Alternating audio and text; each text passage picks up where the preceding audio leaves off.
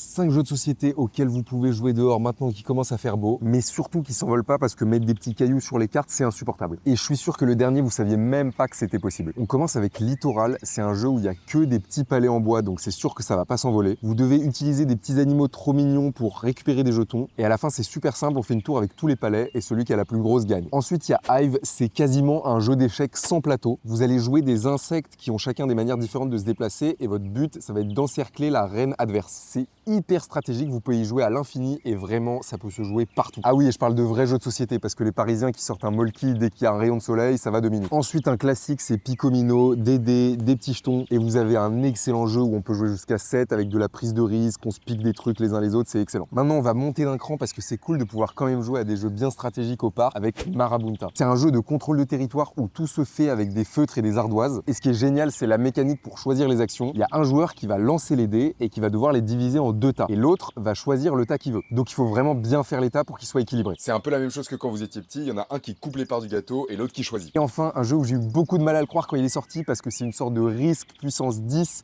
qui tient sur une feuille de papier, c'est Heroes Write and Conquer. Ça sort cette semaine, c'est un immense jeu de stratégie, mais pourtant vous pouvez y jouer au parc tranquille pendant une après-midi. Dites-moi si vous avez d'autres jeux qui peuvent se jouer au parc sans que ça s'envole.